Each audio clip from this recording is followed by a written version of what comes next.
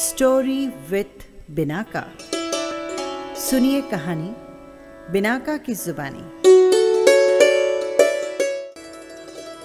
आज मैं आपको सुना रही हूँ सादत हसन मंटो की कहानी वो बिहारी लड़की।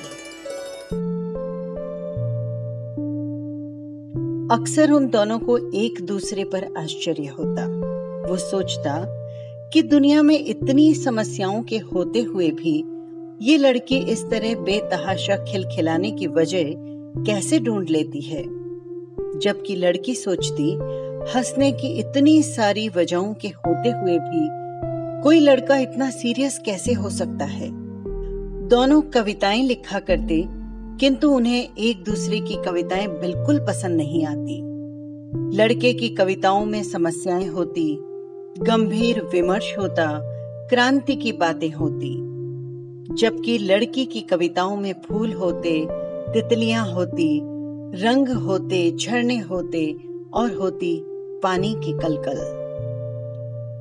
लड़का उस दिन लाइब्रेरी में बौद्ध दर्शन पढ़ रहा था। लड़की उसे खोजती हुई वहां आई और लड़के के पास आकर खड़ी हो गई। 2 मिनट बाद उसे लगा जैसे वो वहां कई घंटों से खड़ी है। उसने खींचकर एक कागज को पोंगी सा लपेटा और लड़के के कान में धीरे से छुआ दिया। उसे इस काम में बड़ा मजा आया, लेकिन लड़के का पारा 7वें आसमान पर पहुंच गया। उसने लड़की की जमकर खबर ली। न खुद पढ़ती है, न दूसरों को पढ़ने देती है, और अंत में यहां तक भी कह दिया कि वो अपनी जिंदगी में कुछ नहीं कर सकेगी, बस ऐसे ही रहेगी, बुड़बुक कहीं की। आया बड़ा आइंस्टीन कहीं का।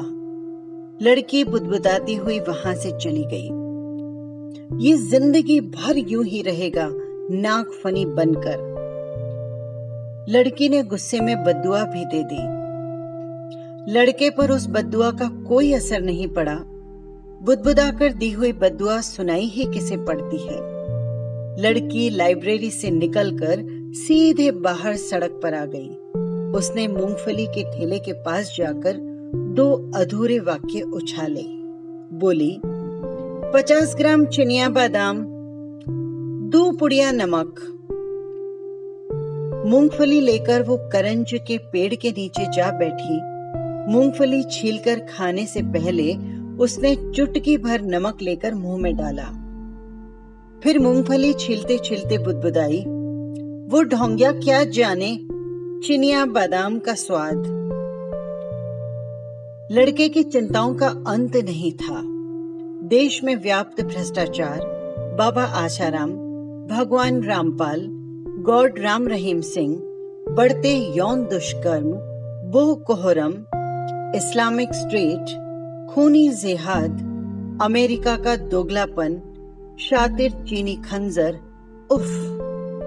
लड़का सोचता कलयुग अपने चरम पर पहुंच गया है या अभी कुछ और भी बाकी रह गया है। इधर 2-4 मूंगफली खाने के बाद ही लड़की ने दोने को पर्स के हवाले कर दिया और सोचने लगी, मैं कोई गाय गोरू हूं जो अकेले अकेले चरती रहूं। तभी उसने देखा कि सामने की झाड़ी पर एक नीलकंठ अभी अभी आकर बैठा है। लड़की खुश हो गई। खुशी नहीं हो गई, बल्कि बेतहाशा हंसने लगी। हंसते हंसते उसकी आंखों की कोर पर आंसू आ गए। माई रे! हंसी का ज्वार कम होते होते लड़की के मुंह से निकला। उसे इतना भी होश नहीं रहा कि जान पाती लड़का कब आकर उसके पीछे खड़ा हो गया है।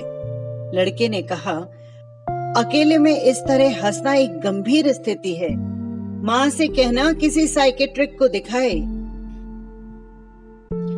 लड़की पूनों के चांद से चमक उठी, पलटकर बोली, मां को तो समय नहीं है, आप ही ले चलिए ना मुझे किसी साइकेट्रिस्ट के पास।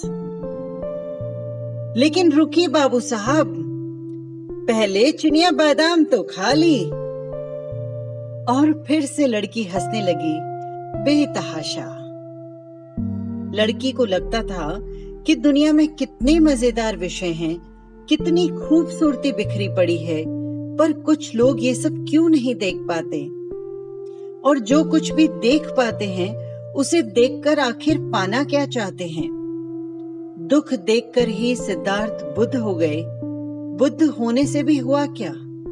दुख तो आज भी है, आगे भी रहेंगे। देखने और भोगने के लिए और भी कुछ है, बहुत कुछ, जो जीवन को जीवन की अनुभूति कराता है। हम नागफनी ही क्यों देखें, जबकि देखने के लिए तो कमल भी है। कमल का विचार आते ही लड़की ने लड़के से कहा, सुनिए आइंस्टीन जी, मेरे लिए दलपत तालाब से कमल ला देंगे? खूब सारे कमल, मुझे माला बनाना है। लड़का अवाक रह गया। ये लड़की पागल हो गई है क्या? इसे खूब से कमल चाहिए, वो भी माला बनाने के लिए। लड़के ने जाते जाते कहा, जीतन राम माझी के घर के पिछवाड़े बहुत से बेशरम के फूल खिले हैं, जाकर तोड़ लाना। लड़की ने कहा, ओह चले बाबू साहब, और फिर से खिलखिलाकर हंस पड़ी।